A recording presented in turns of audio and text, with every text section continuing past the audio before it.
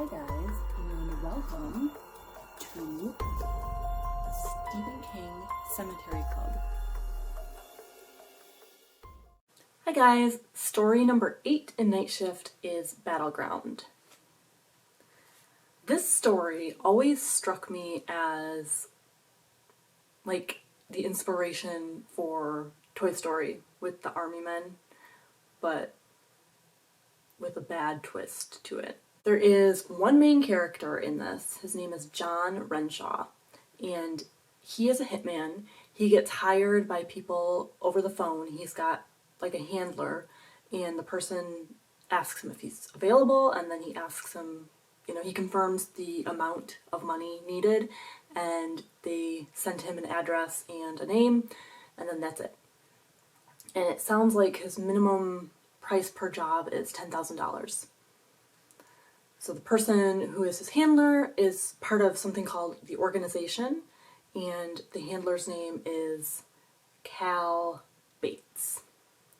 So Cal Bates is the one who calls him, sends him a photo and the information. John is just returning home from offing his latest victim, and that person is Hans Morris of the Morris Toy Company, and that was down in Florida. There is a package waiting for him in the lobby when he gets there. He has to sign for it. It is addressed to him, and he feels like he recognizes the writing on the package, but he has no idea what it is. He brings it up. He's a very detached, cool person. Not cool in that he's, awesome. He's just level-headed and unflappable. He's an unflappable person.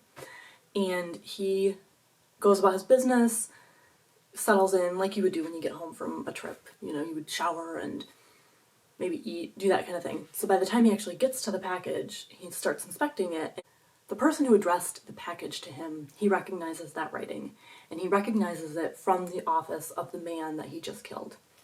There was a photo on the guy's desk, and it was of someone who we can only assume is his mother. She has written a little thing on the back of the photo, and that is the writing. He's just very attentive and alert, and given his occupation, he has to be very cautious. So he looks at the package, inspects it. He rules out that it's a bomb. It's not. Inside the box is a G.I. Joe Vietnam footlocker, and on the box is written out an inventory of all the soldiers that are inside. So this is a toy. Remember, he just killed someone from the toy company. So when he opens the footlocker, a whole bunch of little soldiers come out, and they're 1.5 inches tall, and they start attacking him. They are shooting at him, and there are helicopters that are now flying around his room. They start attacking. Renshaw is surprised. He freaks out. He throws one against the wall, and it splats and leaves like a smear of purple. So not like normal blood, but like toy blood. And it gets to the point where he's trapped in the bathroom. He's got helicopters flying around. He's got little soldiers shooting at him with weaponry that is actually making like hardcore impressions on him. So he is like looking at large wounds, and he's bleeding. He's freaked out. Well, he has retreated to the bathroom, which has cut him off from his phone and the front door. So now all he has is a window, and he is in the penthouse, so he is really high up, and he decides he has to climb out the window. The soldiers send in a little piece of paper asking him to surrender, and he says, no, I'm not going to do that. He grabs some lighter fluid that he had in the bathroom on a shelf, and then walks out onto the ledge, and there's a very terrifying journey that he makes where he has to round the corner and get back to his living room. So he's on this huge building and a very narrow ledge. He's trying to sneak up on the soldiers.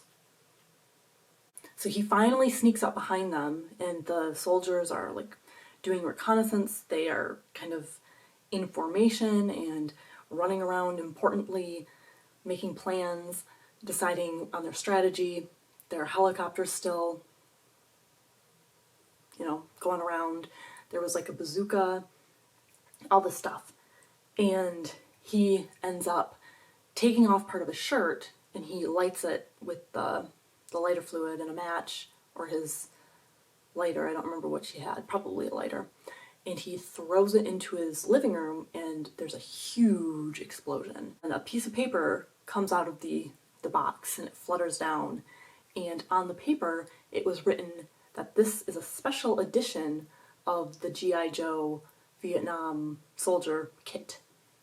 It also had 1 rocket launcher, 20 missiles, and 1 thermonuclear weapon.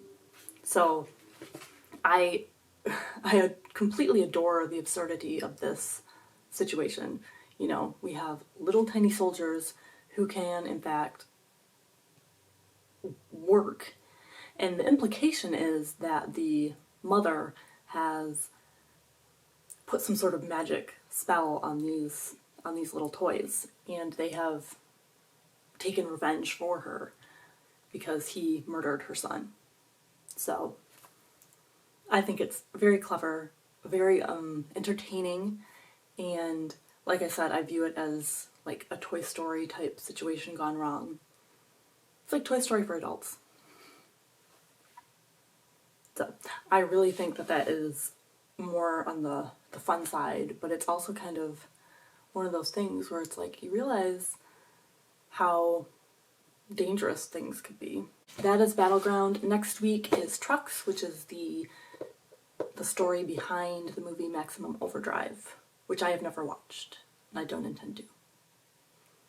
See you next week. Have a spooky day.